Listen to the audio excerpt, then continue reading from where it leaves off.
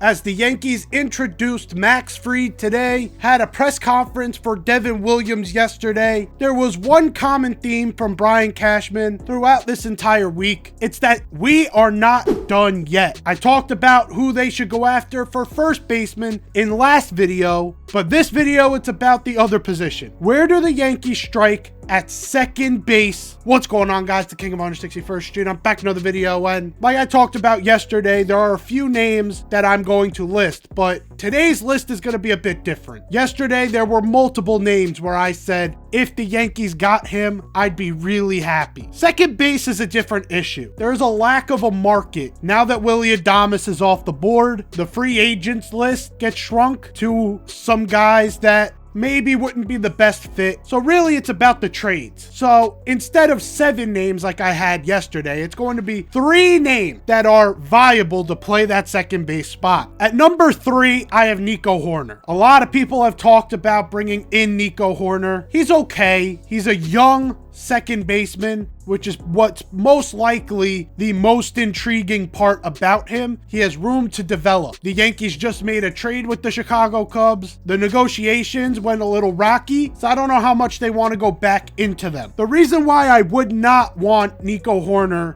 in pinstripes is because he just doesn't bring the bat that is necessary for this team to succeed in 2025. This is a guy who hit, yes, a 270 batting average, so a little higher than the other 2 guys on my list, but also a 101 OPS plus. So literally at that line of average in Major League Baseball. That's just not going to cut it when you're coming into the Bronx. And then you're also looking at the power we had there. This is a guy who on average hits about 7 to 10 home runs a year on 500 plate appearances. That also will just not cut it. This team needs offense. This team needs firepower after Juan Soto was ripped away from this team. I don't think you go in the opposite direction. I like that the Yankees focused on pitching. That was shoring up holes. If you started going contact oriented, now you're just changing this whole team's identity. And you can't really do that when you have guys like Judge and Stanton still in this lineup. Now you brought in Cody Bellinger, another bopper. You can't just switch the formula like that and bring in a guy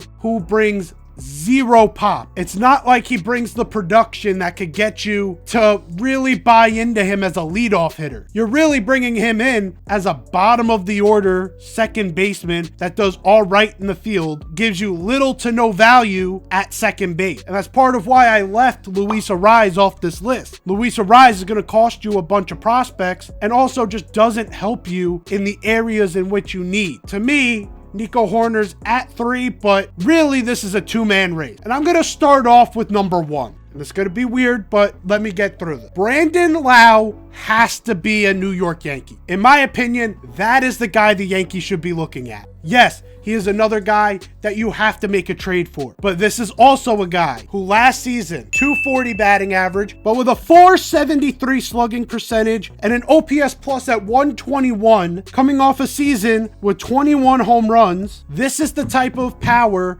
that the Yankees could utilize at second base. The Yankees have seen a lot of Brandon Lowe coming from the Rays organization. And the best way the Yankees could go about this is trading for 2 of their rising salary studs. A guy I brought up yesterday and Brandon Lowe. You could trade for Yandy Diaz and Brandon Lowe and take on their entire contracts. You would be able to ship out someone like Marcus Stroman because he'd cost less than those 2 combined, and then add in a prospect, and all of a sudden you just filled 2 of your biggest holes. But not just that. Brandon Lowe brings a diversity to this lineup that Aaron Boone and most Yankees fans love. Brandon Lowe being a lefty bat, adding Cody Bellinger as well, this lineup all of a sudden would start to look as deep as any lineup in baseball. You keep Jazz at third, that's another lefty. You have Austin Wells at catcher, that's another lefty. You have Cody Bellinger in the outfield, lefty. That's 4 lefties in your lineup already. And Brandon Lowe having the power that he does at second base. Last year, he was projected to have 25 home runs if he played all his games at Yankee Stadium. This is a player can bring some of what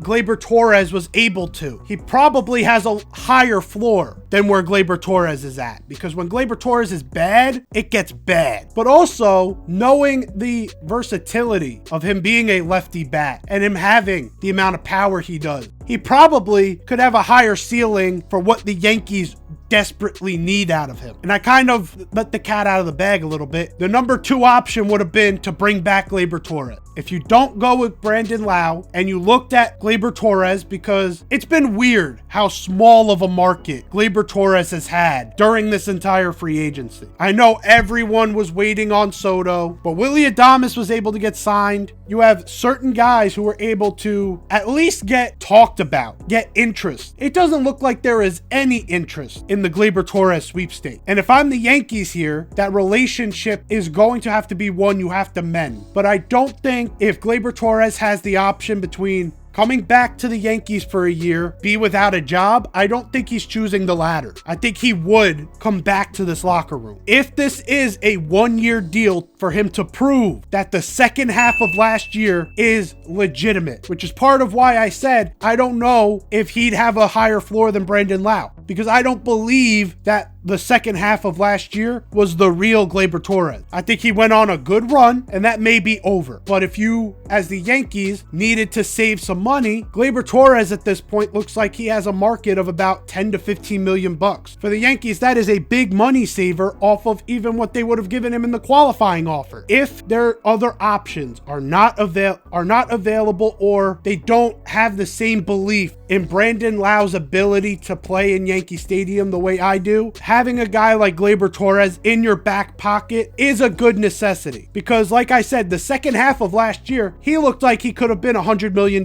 player. If he played like that for the entire year of 2024, he'd be making one of these big bags that all these other guys are making. It's the fact that it was only for half a season and it took him to move into that leadoff spot with 2 layers of protection with Soto and Judge behind him, that they really felt the need that they had to pitch to him. How will GLEYBER do without as many layers of protection? These are all high question marks, but these are also question marks that if the Yankees are looking at GLEYBER TORRES as a better option than Brandon Lowe, it could be worth the risk. Now, there are a couple other options out there. I just don't love the options. I had Luis Garcia written down. I have guys like Ha-Seong Kim, but to me that just seems like a downward move rather than even a lateral move. To me, these are the 3 options that the Yankees have. They either go super young with Nico Herron, they go power with Brandon Lowe, who gives you a lefty versatility, or